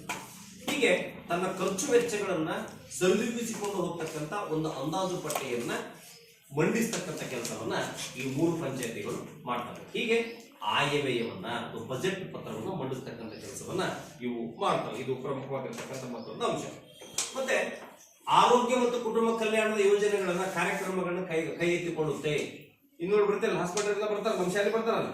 ಆರೋಗ್ಯ ಮತ್ತು ಕುಟುಂಬ ಕಲ್ಯಾಣ ಅಂದ್ರೆ, ಕುಟುಂಬ ಕಲ್ಯಾಣ ಅಂದ್ರೆ ತಾಯಿ ಮತ್ತು ಮಗು ಎಲ್ಲರೂ ಕೂಡ ಸೇರ್ಕೊಂಡ್ರು, ಆರೋಗ್ಯ ಅಂದ್ರೆ ನಿಮಗೆ ಎಲ್ಲರೂ ಕೂಡ ಅದರೊಳಗೆ ಬರ್ತೀವಿ. ಅಂದ್ರೆ ಇವು ಪಂಚಾಯತಿ ವ್ಯಾಪ್ತಿಯೊಳಗಡೆ ಬರ್ತಾರೆ. ಯಾಕಂದ್ರೆ ಸರ್ಕಾರದ ಮೊದಲ ಉದ್ದೇಶ ಜನರಿಗೆ ಆರೋಗ್ಯವನ್ನು ಕೊಡ್ತಕ್ಕಂಥದ್ದು. ಅದಕ್ಕೆ ಸಂಬಂಧಪಟ್ಟಾಗೆ ಅವು ಕೆಲಸವನ್ನು ಕೂಡ ಇವು ನಿರ್ಮಾಣ ಮಾಡ್ತಾರೆ. ಇದ್ರ ಜೊತೆಗೆ ರಸ್ತೆ ನಿರ್ಮಾಣ ಮಾಡ್ತಕ್ಕಂಥ ಕೆಲಸವನ್ನ, ವಿದ್ಯುತ್ ಅಂದ್ರೆ ನಿಮ್ಮ ಬೀದಿ ದೀಪಗಳನ್ನ ಹಾಕ್ತಕ್ಕಂಥ ಕೆಲಸವನ್ನ, ಮನೆ ನಿರ್ಮಾಣ ಮಾಡ್ತಕ್ಕಂಥದ್ದು, ಕುಡಿಯೋ ನೀರು, ಇವೆಲ್ಲ ಕೆಲಸಗಳನ್ನು ಕೂಡ ಅನುಷ್ಠಾನ ಮಾಡ್ತಕ್ಕಂಥ ಕೆಲಸ ಈ ಪಂಚಾಯತ್ ರಾಜ್ ಇಲಾಖೆಗೆ ಸೇರಿರ್ತಕ್ಕಂಥದ್ದನ್ನ ನಾವಿಲ್ಲಿ ಕಾಣಬಹುದು. ಪ್ರಾಥಮಿಕ, ಪ್ರೌಢ, ವಯಸ್ಕರ, ಅನೌಪಚಾರಿಕ ಶಿಕ್ಷಣ ಕಾರ್ಯಕ್ರಮಗಳನ್ನು ಕೂಡ ಪ್ರೋತ್ಸಾಹಿಸುವುದು. ಪ್ರಾಥಮಿಕ ಅಂದ್ರೆ ಪ್ರೈಮರಿ, ಪ್ರೌಢ ಅಂದ್ರೆ ನೀವು. ಇಲ್ಲಿ ಶಿಕ್ಷಣದಲ್ಲಿ 2 ರೀತಿ ಬರುತ್ತೆ, ಔಪಚಾರಿಕ, ಅನೌಪಚಾರಿಕ. ಔಪಚಾರಿಕ ಅಂದ್ರೆ 4 ಗೋಡೆಗಳ ಮಧ್ಯದಲ್ಲಿ ನಿಮ್ಮನ್ನು ಕೂರಿಸಿ ಪಾಠ ಮಾಡೋದು. ಅನೌಪಚಾರಿಕ ಅಂತ ಹೇಳಿದ್ರೆ 4 ಗೋಡೆಗಳಿಂದ ಆಚೆಗೆ ಕೊಡ್ತಕ್ಕಂಥ ಶಿಕ್ಷಣ. ಇನ್ನು ವಯಸ್ಕರ ಶಿಕ್ಷಣ ಅಂದ್ರೆ, ನಾವೆಲ್ಲ ನಿಮ್ಮ ವಯಸ್ಸಿನಲ್ಲಿದ್ದಾಗ ಸರ್ಕಾರದಿಂದ ದುಡ್ಡು ಬಿಡುಗಡೆ ಆಗ್ತಾ ಇದೆ. ಹಳ್ಳಿಗಳಲ್ಲಿ PUC ಡಿಗ್ರಿ ಓದಿರ್ತಕ್ಕಂಥವ್ರು, ಆ ಓಣಿಯಲ್ಲಿರ್ತಕ್ಕಂಥ ಅನಕ್ಷರಸ್ಥ ದೊಡ್ಡವ್ರಿಗಾರಲ್ಲ, ಮದುವೆಯಾಗಿ ಅವ್ರೇನು ಓದೇ ಇರಲ್ಲ, ಅಂತವ್ರನ್ನ ಕೂರಿಸಿ ಅವ್ರಿಗೆ ಏನ್ ಮಾಡ್ತಾರೆ, ಶಿಕ್ಷಣವನ್ನ ಕೊಡ್ತದೆ. ಓದಾಕ ಬರೆಯಕ ಕಲ್ಸೋದ್ ಕಷ್ಟ, ಕೊನೆ ಪಕ್ಷ ಅವ್ರಿಗೆ ಸಹಿಯನ್ನ ಮಾಡೋದು. ಅವ್ರಿಗೆ ಬರೆಯಕ ಬರಲ್ಲ, ಆದ್ರೆ ಇವ್ರಿಗೆ ಕಲಿಸ್ತಕ್ಕಂಥವ್ರಿಗೆ ಟ್ರೈನಿಂಗ್ ಅನ್ನ ಕೊಡ್ತಾ ಇದ್ದಾರೆ. ಉದಾಹರಣೆಗೆ ಹೆಂಗ್ ಮಾಡ್ತಾರೆ ಅಂತ ಹೇಳಿದ್ರೆ, ಅಂತ ಬರೆಯಕ್ ಬರಲ್ಲ, ಗೊತ್ತಲ್ಲ. ಅದಕ್ಕೆ ಅವ್ರಿಗೆ ಏನ್ ಮಾಡ್ತಾರೆ, ಫಸ್ಟ್ ರೊಟ್ಟಿಂಗ್ ಮಾಡ್ತೇವ ಅಂತ ಕೇಳ್ತಾರೆ ಹೆಣ್ಮಕ್ಳು. ರೊಟ್ಟಿ ಸರ್ ರೊಟ್ಟಿ ದುಂಡು ಮಾಡ್ತಾನೆ ಅಂತ. ಆ ರೊಟ್ಟಿ ಹೆಂಗಿರುತ್ತೆ ಹೆಂಗೆ ಬರೀ ಅಂತ ಚಾಪಿಸ್ ಕೊಡ್ತಾ ರೊಟ್ಟಿ ದುಂಡಿಗಿರುತ್ತಾ ಹಿಂಗೆ ಬರಿತೈತ ಅಲ್ವಾ? ಮತ್ತೆ ರೊಟ್ಟಿ ಅದ್ರ ಮಾಡ್ತೇಮ್ಮ ನಾನು ಹಿಂಗ ಏನಂತೀವಿ ಲಟ್ಟಣಿ ಅಂತೀರಾ ಸರ್? ಲಟ್ಟಣಿ ಹೆಂಗಿರುತ್ತೆ? ಉದ್ದಿಕ್ಕಿರುತ್ತೆ. ಅದು ಉದ್ದಿಕ್ಕಿಬಿಡಿ ಹಿಂಗ ಹಿಂಗಿರುತ್ತೆ. ಮೇಲೊಂದು ಕೋಲ್ ಕೊಟ್ಬಿಡು ಅಂತ ಹಿಂಗಾಗುತ್ತೆ. ಅವರು ರ ಅಂತ ಹೇಳ್ಕೊಡೋರು ಅದೇ ನೋಡಮ್ಮ ರ ಅಂತ. ಅವಾಗ ಅಯ್ಯಮ್ಮ ಇಷ್ಟು ಸುಲಭ ಅಕ್ಷರ ಕಲಿಯೋದು ಅಂದ್ರ ಕಲಿಸೋ ಮೆಥಡ್. ನಿಮಗೆಲ್ಲರ ರೊಟ್ಟಿ ಹೆಂಗ್ ಮಾಡ್ತೀರಿ ಅಂದ್ರೆ ನಮ್ಗೆ ಗೊತ್ತಿಲ್ಲ ಸರ್, ನಾವು ಮಾಡ್ತೀವಿ ಅಂತ ಹೌದಾನೆ. ಅಂದ್ರೆ ವಯಸ್ಕರಿಗೆ ಶಿಕ್ಷಣವನ್ನು ಕೊಡ್ತಕ್ಕಂಥ ವಯಸ್ಕರ ಶಿಕ್ಷಣ ಕೇಂದ್ರಗಳು ಅಂತ ಇದ್ವು ಹಿಂದೆ. ಅವಕ್ಕೆ ಸರ್ಕಾರ ದುಡ್ಡು ಬಿಡುಗಡೆ ಮಾಡ್ತೇವೆ. ಕಾರಣ ಜನರನ್ನ ಸಾಕ್ಷರವನ್ನಾಗಿ ಮಾಡ್ತಕ್ಕಂಥ ಉದ್ದೇಶದಿಂದ ಸರ್ಕಾರ ಜಾರಿಗೆ ತಂದಿರತಕ್ಕಂಥ ಕಾರ್ಯಕ್ರಮಗಳಲ್ಲಿ ಇದು ಕೂಡ ಒಂದು ಸ್ಥಳೀಯ ಸರ್ಕಾರದ ಒಳಗೆ ಬರುತ್ತೆ. ಜೊತೆಗೆ ತಮ್ಮ ಪ್ರದೇಶದ ಸುತ್ತಮುತ್ತ ಇರತಕ್ಕಂಥದ್ದನ್ನ ಕೊಳೆಯನ್ನ ನಿರ್ಮೂಲನೆ ಮಾಡಿ ನೈರ್ಮಲ್ಯ ಕಾಪಾಡ್ತಕ್ಕಂಥದ್ದು ಇದು ಭಾರಿ ಇಂಪಾರ್ಟೆಂಟ್. ಇದು ಸುತ್ತಮುತ್ತ ಇರತಕ್ಕಂಥ ಕೊಳತಿರುತ್ತೆ ಅಲ್ಲೇ ಓಡಾಡುತ್ತೆ. ನೋಡ್ರಿ, ಒಂದು ನಾಯಿ ಬಿದ್ದು ಸತ್ತಿರುತ್ತೆ, ಸಣ್ಣದ ನಾಯಿ ಮೇಲೆ ಬಿದ್ದು ಸತ್ತಿರುತ್ತೆ. ಅದು ಸತ್ತು ದಿವಸ ಬೇರೆ ಕಡೆ ದೂರ ತಗೊಂಡೋಗಿ ವಸ್ತು ಬಿಟ್ರೆ ವಾಸನೆ ಬರಲ್ಲ. 2-3 ದಿವಸ ಅದು ನೋಡ್ಕೊಂತ ಸುಮ್ಮನೆ ಗೆಡ್ತಾರೆ. 4ನೇ ದಿವಸ ಆ ಓಣೆ ಯಾರು ಕೂಡ ಓಡಾಕ್ ಬರಲ್ಲ. ಮನೆ ಒಳಗಡೆ ಕಸ ಹೊಡ್ಕೊಂಬಂತರೋದು ಅದನ್ನ ಡಸ್ಟ್ಬಿನ್ ಹಾಕಿ ಕಿಟ್ಟಿಗೋಗಿ ಹಾಕಿದ್ರೆ ಆಗುತ್ತೆ. ಇಲ್ಲ, ಮನೆ ಒಳಗೆ ಕಸ ಹೊಡ್ಕೊಂಬರೋದು ನಿಮ್ಮ ಮನೆ ಮುಂದೆ ಬಂದು ಚರಂಡಿ ಹಾಕ. ಚರಂಡಿ ಕಸ ಹಾಕಕ್ಕಿಲ್ಲ, ನೀರು ಹರಿದು ಹೋಗ್ತಿದೆ.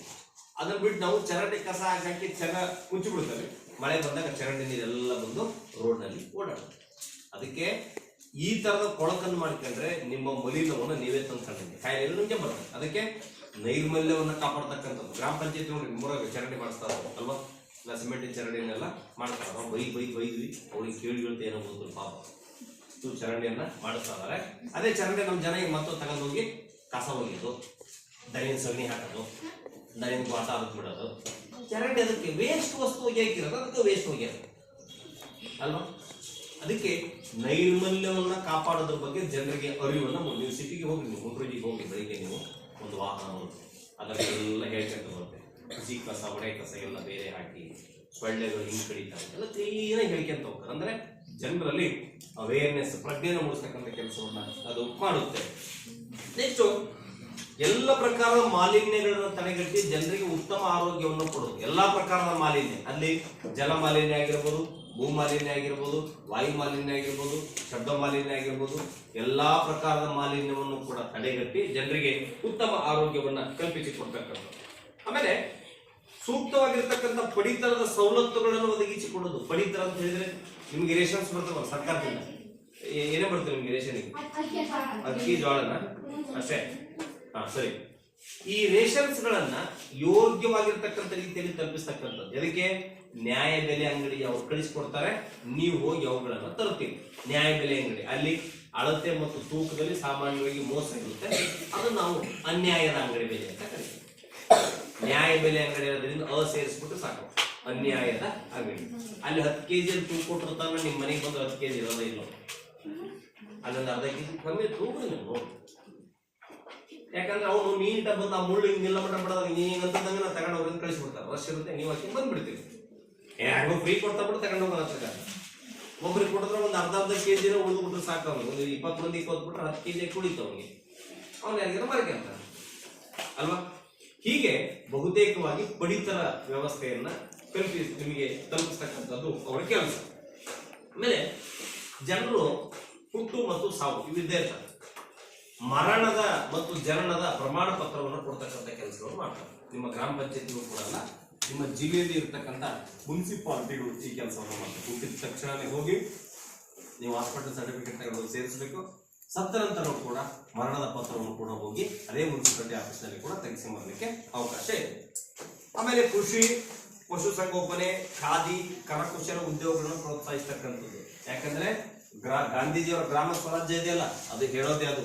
ಅಂದ್ರೆ ಕೃಷಿಗೆ ಆದ್ಯತೆ ಕೊಡಬೇಕು. ಆಮೇಲೆ ಖಾದಿ ವಸ್ತುಗಳು ಅಂದ್ರೆ ಈ ಚರಕದಿಂದ ನೇದಿರ್ತಕ್ಕಂಥವನ್ನ ಖಾದಿ ವಸ್ತುಗಳು ಅಂತ ಕರಿತೀವಿ. ಅವುಗಳನ್ನ ಗಾಂಧೀಜಿ ಹೆಚ್ಚು ಜನಪ್ರಿಯಗೊಳಿಸಿದ್ರು. ಗಾಂಧೀಜಿ ಕೈಯಿಂದನೇ ಈ ಚರಕದ ವಸ್ತುಗಳು ಅಷ್ಟು ಜನಪ್ರಿಯವಾಗಿದ್ದು. ಅದಕ್ಕೆ ಅಕ್ಟೋಬರ್ ಗಾಂಧೀಜಿ ತಿಂಗಳು ಅಕ್ಟೋಬರ್ 2 ಗಾಂಧೀಜಿ ಹುಟ್ಟಿರ್ತಾನೆ. ಅದಕ್ಕೆ ಅಕ್ಟೋಬರ್ ತಿಂಗಳಲ್ಲಿ ಖಾದಿ ವಸ್ತುಗಳ ಮೇಲೆ 50% ಡಿಸ್ಕೌಂಟ್ ಇರುತ್ತೆ. ನೀವೇನಾದ್ರೂ ಖಾದಿ ವಸ್ತುಗಳನ್ನ ಸೀರೆ ಪಂಚೆ ಎಲ್ಲ ಸಿಗ್ತಾವ್ರೆ ತಗೋಬೇಕಂತ ಹೇಳಿದ್ರೆ 50% ನಿಮಗೆ ಡಿಸ್ಕೌಂಟ್ ಇರುತ್ತೆ. ಕೇಂದ್ರ ಸರ್ಕಾರ ರಾಜ್ಯ ಸರ್ಕಾರದಿಂದ ಅದಕ್ಕೆ ಧನ ಸಹಾಯವನ್ನು ಕೂಡ ಬಿಡುಗಡೆ ಮಾಡ್ತಕ್ಕಂಥದ್ದನ್ನ ನಾವಿಲ್ಲಿ ಕಾಣ್ತೀವಿ. ಆಮೇಲೆ ರೈತರಿಗೆ ಅನುಕೂಲವಾಗ್ತಕ್ಕಂಥ ಮಣ್ಣು, ನೀರು ಮತ್ತು ಅರಣ್ಯ ಸಂರಕ್ಷಣಾ ಕಾರ್ಯಕ್ರಮವನ್ನು ತೆಗೊಳ್ಳುತ್ತೆ. ಗ್ರಾಮ ಪಂಚಾಯತಿ, ತಾಲೂಕ್ ಪಂಚಾಯತಿ, ಜಿಲ್ಲಾ ಪಂಚಾಯತಿ ಅಂತ ವ್ಯಾಪ್ತಿಯಲ್ಲಿ ಜೂನ್ ತಿಂಗಳು ಬಂತು ಅಂದ್ರೆ ಸಸಿ ನೆಡುವಂತ ಕಾರ್ಯಕ್ರಮ. ಗಿಡಗಳನ್ನು ಜಾಸ್ತಿ ಬೆಳೆಸಿದಷ್ಟು ಪರಿಸರ ಚೆನ್ನಾಗಿರುತ್ತೆ ಅನ್ನೋ ಉದ್ದೇಶಕ್ಕಾಗಿ ಗಿಡ ನೆಡೆಸ್ತಕ್ಕಂಥ ಕಾರ್ಯಕ್ರಮ. ಆಮೇಲೆ ಮಣ್ಣು ಹಾಳಾಗದ ರೀತಿಯಲ್ಲಿ ಜನರಿಗೆ ಅವೇರ್ನೆಸ್ ಅನ್ನು ಮೂಡಿಸ್ತಕ್ಕಂಥ ಕಾರ್ಯಕ್ರಮಗಳನ್ನ ಇವುಗಳು ನಮಗೆ ಒದಗಿಸಿ ಕೊಡ್ತವೆ. ಜೊತೆಗೆ ರೈತರಿಗೆ ಸಹಾಯ ಮಾಡ್ತಕ್ಕಂಥ ಕೃಷಿ ವಿಸ್ತರಣಾ ಕಾರ್ಯಕ್ರಮಗಳನ್ನು ಕೂಡ ಮಾಡ್ತಾರೆ. ಇತ್ತೀಚೆಗೆಲ್ಲ ಈ ಆಧುನಿಕ ಕೃಷಿ ವ್ಯವಸ್ಥೆಗಳ ಕೊಟ್ಟು ನಾವು ರಾಸಾಯನಿಕ ಗೊಬ್ಬರಗಳನ್ನೆಲ್ಲ ಬಳಸಿಬಿಟ್ಟು ಭೂಮಿಯನ್ನು ನಾಶ ಮಾಡಿರೋದ್ರಿಂದ ಈ ಜನರಿಗೆ ಮಣ್ಣಿನ ಅರಿವನ್ನು ಮೂಡಿಸ್ತಕ್ಕಂಥದ್ದು ಅತ್ಯಂತ ಅಗತ್ಯವಾಗಿದೆ. ಇದ್ರ ಜೊತೆಗೆ ಪರಿಶಿಷ್ಟ ಜಾತಿ, ಪರಿಶಿಷ್ಟ ಪಂಗಡ ಈ ಸಮುದಾಯದವರಿಗೆ ಸಿಗುವಂತ ಸವಲತ್ತುಗಳನ್ನ ಅವರಿಗೆ ತಿಳಿಸಬೇಕಾಗಿದೆ. ಯಾಕಂದ್ರೆ ಸರ್ಕಾರಗಳು ಪರಿಶಿಷ್ಟ ಜಾತಿ, ಪರಿಶಿಷ್ಟ ಪಂಗಡ, ಬುಡಕಟ್ಟು ಸಮುದಾಯದವರಿಗೆ ಸಾಕಷ್ಟು ಆರ್ಥಿಕವಾಗಿರ್ತಕ್ಕಂಥ ಸೌಲಭ್ಯಗಳನ್ನ ಕೊಡುತ್ತೆ. ಯಾವ ಸೌಲಭ್ಯಗಳು ಬಂದಾವೆ ಅಂತ ಅನ್ನೋದು ಅವ್ರಿಗೂ ಕೂಡ ಗೊತ್ತಿರಲ್ಲ. ಸೌಲಭ್ಯಗಳು ಬಂದವನ್ನ ಗೊತ್ತಿರಲ್ಲ. ಇವ್ರ ಪಾಡಿಗೆ ಇವ್ರ ಮನೆಗೆ ಕೂತಿರ್ತಾರೆ. ಅದಕ್ಕೆ ಆ ಸಂಬಂಧಪಟ್ಟಿರ್ತಕ್ಕಂಥ ಸಮುದಾಯದ ಜನರಿಗೆ ನಾವು ತಿಳಿಸ್ಕೊಡ್ಬೇಕು. ಅವಾಗ ಏನಾಗುತ್ತೆ ಅಂತ ಹೇಳಿದ್ರೆ ಆ ಸೌಲಭ್ಯಗಳನ್ನ ಆ ಪರಿಶಿಷ್ಟ ಜಾತಿ ಪಂಗಡದ ವರ್ಗದಲ್ಲಿ ಕೂಡ ಪಡ್ಕೊಳ್ಳಿಕ್ಕೆ ಅನುಕೂಲ ಆಗುತ್ತೆ. ಆಮೇಲೆ ದಿವ್ಯ ವಿಕಲಾಂಗರು ಅಂದ್ರೆ ನೀವೇನು ಫಿಸಿಕಲ್ ಹ್ಯಾಂಡಿಕ್ರಾಫ್ಟ್ ಅಂತ ಕರೀತೀರಲ್ಲ, ಅವ್ರಿಗಿನ ಒಂದಿಷ್ಟು ಸೌಲಭ್ಯಗಳು. ಈ 3 ಗಾಲಿ ಚೇರ್ ಕೊಡ್ತಾರೆ, 3 ಗಾಲಿ ಬೈಕ್ಗಳನ್ನು ಕೊಡ್ತಾರೆ. ಸರ್ಕಾರದಿಂದ ಅವ್ರಿಗೆ ಏನು ಸೌಲಭ್ಯಗಳಿದಾವೆ ಅದನ್ನ ಒದಗಿಸಿ ಕೊಡ್ತಕ್ಕಂಥ ಕೆಲಸವನ್ನ ಮಾಡ್ಬೋದು. ನೆಕ್ಸ್ಟ್ ವಾಚನಾಲಯ, ನೀವು ಲೈಬ್ರರಿ, ಗ್ರಂಥಾಲಯ ಅಂತ ಕರೀತೀರಲ್ಲ, ಅದು ಬೀದಿ ದೀಪ. ಮತ್ತೆ ಹಳ್ಳಿಗಳಲ್ಲಿ ಮಾರುಕಟ್ಟೆ, ನಿಮ್ಮೂರ ಮಾರ್ಕೆಟ್ ಐತಲ್ಲ, ಒಂದು ದಿವಸ ವಾರದ ಒಂದು ಶುಕ್ರವಾರ ಸಂತೆ ಮಾಡ್ತೇವೆ. ಈ ತರದ ಸಂತೆಗಳನ್ನ ನಿರ್ಮಾಣ ಮಾಡ್ತಕ್ಕಂಥ ಕೆಲಸವನ್ನು ಕೂಡ ಇದು ಮಾಡುತ್ತೆ. ಜೊತೆಗೆ ಒಂದಿಷ್ಟು ಟ್ಯಾಕ್ಸ್ ಅಂತಲೂ ಕೂಡ ಇರುತ್ತೆ. ಆ ಟ್ಯಾಕ್ಸ್ ಅನ್ನು ನೀವು ಕಟ್ಟಬೇಕಾಗುತ್ತೆ. ಮತ್ತೆ ಒಂದಿಷ್ಟು ದಂಡಗಳಂತಂದು ಕೂಡ ಸಂಗ್ರಹಣೆಯನ್ನ ಪಂಚಾಯತಿ ವ್ಯಾಪ್ತಿಯವರು ಮಾಡ್ತಾರೆ. ಹೀಗೆ ಸರ್ಕಾರ ಕಲ್ಯಾಣ ಕಾರ್ಯಕ್ರಮಗಳನ್ನ ಬಹಳಷ್ಟು ಗುರುತಿಸಿ ಅವರಿಗೆ ಕೊಡ್ತಕ್ಕಂಥ ಕೆಲಸ. ಆದ್ರೆ ಈಗ ಹಳ್ಳಿಗಳಿಗೆ ಒಂದಿಷ್ಟು ಮನೆ ಬಂದಿರ್ತಾರೆ, ಗ್ರಾಮ ಪಂಚಾಯತಿ ವ್ಯಾಪ್ತಿಯಿಂದ ಮನೆ ಬಂದಿರ್ತಾರೆ. ಯಾರಿಗೆ ಕೊಡ್ಬೇಕು ಅನ್ನೋ ಸಮಸ್ಯೆ ಬರುತ್ತೆ. ಆವಾಗ ಆ ಸಂಬಂಧಪಟ್ಟಿರ್ತಕ್ಕಂಥ ಫಲಾನುಭವಿಗಳನ್ನು ಗುರುತಿಸ್ಬೇಕು. ನಾವು ಯಾರಿಗೆ ಊರಾಗ ಮನೆ ಇಲ್ಲ ಅಂತವ್ರು ಗುರುತಿಸ್ಬೇಕು. ಪಂಚಾಯತಿಯವರು ಗುರುತಿಸಿ ಅಂತವ್ರಿಗೆ ಮನೆ ಹಾಕೊಡ್ಬೇಕು. ಈಗ ಆಲ್ರೆಡಿ ಮನೆ ಹಾಕೊಟ್ಟಿರ್ತಾರೆ, ಮತ್ತೆ ಅವನ ಹೆಸರಿಗೆ ಮತ್ತೊಂದು ಮನೆ ಹಾಕೊಡೋದು. ಇವು ಗ್ರಾಮ ಪಂಚಾಯತಿಗಳಲ್ಲಿ ಸಾಮಾನ್ಯವಾಗಿ ನಡೀತಾವೆ. ಅದ್ರ ಬದಲಿಗೆ ಯಾರಿಗೆ ಊರಾಗ ಮನೆ ಇಲ್ಲ ಅಥವಾ ಯಾರಿಗೆ ಮನೆ ಕಟ್ಕೊಳ್ಳೋಕ್ ಶಕ್ತಿ ಇಲ್ಲ, ಯಾರಿಗೆ ಮನೆಯನ್ನ ಕಟ್ಲಿಕ್ಕೇನೆ ಜಾಗ ಇಲ್ಲ ಅಂಥವರನ್ನು ನಾವು ಗುರುತಿಸ್ಬೇಕು. ಗುರುತಿಸಿ ಅವ್ರಿಗೆ ಏನ್ ಮಾಡ್ಬೇಕು, ಪಂಚಾಯತಿ ಮಾಡುತ್ತೆ ಕೆಲಸ. ಅರ್ಹ ಫಲಾನುಭವಿಗಳನ್ನು ಗುರುತಿಸಿ ಅವರಿಗೆ ಸೂಕ್ತವಾಗಿರ್ತಕ್ಕಂಥ ಸಹಾಯವನ್ನು ಮಾಡ್ತಕ್ಕಂಥ ಕೆಲಸವನ್ನು ಕೂಡ ಮಾಡಿಕೊಂಡು ಬರುತ್ತೆ ಅನ್ನೋದನ್ನ ನಾವು ಕಾಣ್ಬೋದು. ಇದ್ರ ಜೊತೆಗೆ ಸರ್ಕಾರದ ಒಂದಿಷ್ಟು ಕಲ್ಯಾಣದ ಕಾರ್ಯಕ್ರಮಗಳನ್ನು ಕೂಡ ಗುರುತಿಸಿ ಜನರಿಗೆ ಒದಗಿಸಿ ಕೊಡ್ತಕ್ಕಂಥ ಕೆಲಸವನ್ನು ಕೂಡ ಇದು ಮಾಡುತ್ತೆ. ಸರಿ, ಇಷ್ಟೆಲ್ಲ ಕೆಲಸ ಮಾಡುತ್ತೆ. ಈ ಕೆಲಸ ಮಾಡಕ್ಕೆ ದುಡ್ಡು ಬೇಕು. ಅದಕ್ಕೆ ಆದಾಯದ ಮೂಲಗಳು ಅಂತ ಕರಿತೀವಿ. ಯಾವ ಮೂಲಗಳಿಂದ ಆದಾಯವನ್ನು ಹೊಂದಿಸಬೇಕು? ಈಗ ನಿಮ್ಮೂರ ಚರಂಡಿ ಸರಿ ಇಲ್ಲ, ಚರಂಡಿ ಮಾಡಿಸ್ಬೇಕು. ಬೀದಿ ದೀಪ ಸರಿ ಇಲ್ಲ, ಬೀದಿ ದೀಪ ರಿಪೇರಿ ಮಾಡಿಸ್ಬೇಕು. ರಸ್ತೆ ಇಲ್ಲ, ರಸ್ತೆ ಮಾಡಿಸ್ಬೇಕು. ಮತ್ತೆ ಜನರಿಗೆ ಆರೋಗ್ಯ ಸರಿ ಇಲ್ಲ, ನೈರ್ಮಲ್ಯ ಕಾಪಾಡಬೇಕು. ಇದಕ್ಕೆಲ್ಲ ದುಡ್ಡು ಬೇಕಲ್ಲ. ಅದಕ್ಕೆ ಸರ್ಕಾರ ನಿಮ್ಮ ಮೇಲೆ ಒಂದಿಷ್ಟು ತೆರಿಗೆಯನ್ನು ಹಾಕಿರುತ್ತೆ. ಆ ತೆರಿಗೆಯನ್ನ ಪರಿಣಾಮಕಾರಿಯಾಗಿ ವಸೂಲಿ ಮಾಡುತ್ತೆ. ದೇಶದಲ್ಲಿ ತೆರಿಗೆಯನ್ನ ಸಂಗ್ರಹಣೆ ಮಾಡ್ತಕ್ಕಂಥದ್ರಲ್ಲಿ 2ನೇ ಪ್ಲೇಸ್ ನಲ್ಲಿ ಕರ್ನಾಟಕ ಇರೋದು. ತೆರಿಗೆಯನ್ನ ಸಂಗ್ರಹಣೆ ಮಾಡ್ತಕ್ಕಂಥದ್ರಲ್ಲಿ 2ನೇ ಪ್ಲೇಸ್. ಮತ್ತೆ GST ಅಂತ ಕರೀತಾರೆ. GSTಯಲ್ಲಿ ನಮ್ದು ಫಸ್ಟ್ ಪ್ಲೇಸ್ ಕರ್ನಾಟಕ ಇಡೀ ದೇಶದಲ್ಲಿ. ಗೂಡ್ಸ್ ಅಂಡ್ ಸರ್ವಿಸ್ ಟ್ಯಾಕ್ಸ್ ಇದೆಯಲ್ಲ, GST ಸಂಗ್ರಹಣೆ ಮಾಡೋದ್ರಲ್ಲಿ ಕರ್ನಾಟಕ ದೇಶದಲ್ಲೇ ಮೊದಲನೇ ಸ್ಥಾನದಲ್ಲಿದೆ. ಅಂದ್ರೆ ನಾವು ಆ ಮಟ್ಟಕ್ಕೆ ವಸ್ತುವನ್ನ ಕೊಳ್ಳುವಂತ ಶಕ್ತಿ ಕರ್ನಾಟಕದ ಜನರಿಗೆ ಅಂತ ಅರ್ಥ. ನೀವು ವಸ್ತುಗಳನ್ನು ಕೊಂಡ್ಕೊಂಡಾಗ ಟ್ಯಾಕ್ಸ್ ಕಟ್ತೀರಲ್ವಾ, ಸುಮ್ಮನೆ ಡೈರೆಕ್ಟ್ ಟ್ಯಾಕ್ಸ್ ಕಟ್ಟಲ್ಲ. GST ಟ್ಯಾಕ್ಸ್ ಅನ್ನು ವಸ್ತು ಕೊಂಡ್ಕೊಂಡಾಗ ಟ್ಯಾಕ್ಸ್ ಕಟ್ತೀರಿ. ಅಂದ್ರೆ ಕನ್ನಡಿಗರಿಗೆ ವಸ್ತುಗಳನ್ನು ಕೊಳ್ಳುವಂತ ಶಕ್ತಿ ಜಾಸ್ತಿ ಇದೆ. ಅಂದ್ರೆ ನಮ್ಮ ಹಣಕಾಸಿನ ಸ್ಥಿತಿ ಉತ್ತಮವಾಗಿದೆ. ಆ ಮೂಲಕವಾಗಿ ನಾವು ಎಷ್ಟು ಕಟ್ಟಿದೀವಿ? GSTಯನ್ನ 12% GST ಕಟ್ತೀವಿ. ದೇಶದ ಎಷ್ಟಿದೆ? 8%. ಡಬಲ್ ಡಿಜಿಟ್ ಮುಂಟೆ ಇಲ್ಲ ದೇಶದ್ದು. ಕರ್ನಾಟಕದ್ದು ಡಬಲ್ ಡಿಜಿಟ್ 2 ಸಂಖ್ಯೆಯನ್ನು ದಾಟಿ ಹೋಗಿದೆ. ದೇಶದ ಏನಾದ್ರು 12% GST ಆಗೋಗ್ಬಿಟ್ರೆ ವಿಪರೀತವಾದ ಶ್ರೀಮಂತ ದೇಶ ಆಗಿಬಿಡುತ್ತೆ. ಆದ್ರೆ ನಾವು ಕನ್ನಡಿಗರು ವಿಶಾಲ ಹೃದಯ ಇದೆ. ಅದಕ್ಕೆ ನಾವು ಸುಮ್ ಟ್ಯಾಕ್ಸ್ ಅನ್ನ ಕಟ್ತಾನೆ ಇರ್ತೀವಿ. ದೇಶದಲ್ಲಿ GST ಕಟ್ತಕ್ಕಂಥದ್ರಲ್ಲಿ ನಾವು ಮೊದಲನೇ ಸ್ಥಾನದಲ್ಲಿ ಇರ್ತಕ್ಕಂಥದ್ದನ್ನ ಕಾಣ್ತೀವಿ. ಹಾಗಾದ್ರೆ ಆದಾಯದ ಮೂಲಗಳು ಯಾವುವು, ಯಾವ್ಯಾವ ಮೂಲಗಳಿಂದ ಅವು ಪಂಚಾಯತಿಗಳು ಟ್ಯಾಕ್ಸ್ ಅನ್ನ ವಸೂಲಿ ಮಾಡ್ತವೆ. ನೀವು ನೀರು ಕುಡಿತೀರ, ನೆಲ್ಲಿರಿ, ಹೌದಾ? ನೀರು ಪುಕ್ಷಟಿ ಕೊಡಲ್ಲ ಅವರು. ನೀವು ಪ್ರತಿ ವರ್ಷ ಏನಾದರೂ ಪಂಚಾಯತಿಗೆ ಹೋಗಿ ಏನಾದ್ರು ತಕ್ಷಣಕ್ಕೆ ಹೋಗಿ ಅವ್ರೊಂದು ರಸೀದಿ ಹಾಕ್ತಾರೆ, ನೀರಿನ ಟ್ಯಾಕ್ಸ್. ನೀವು ನೀರು ಕುಡಿದು ಟ್ಯಾಕ್ಸ್ ಕಟ್ಟಬೇಕು. ಮತ್ತೆ ಮನೆ ಟ್ಯಾಕ್ಸು, ಕರೆಂಟ್ ಬಿಲ್ ಫ್ರೀ ಕೊಟ್ರೆ ಬಿಡ್ರಿ, ಅದ್ರ ಮೇಲೆ ವಿಚಾರ. ಆಮೇಲೆ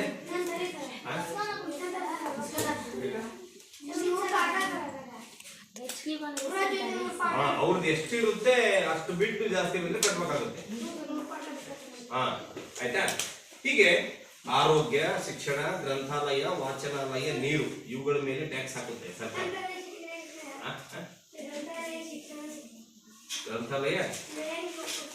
ಗ್ರಂಥಾಲಯ ಮತ್ತು ವಾಚನಾಲಯಗಳ ಮೇಲಿನ ಉಪಕರಣದಿಂದ ಸಂಗ್ರಹವಾಗುವ ಹಣ.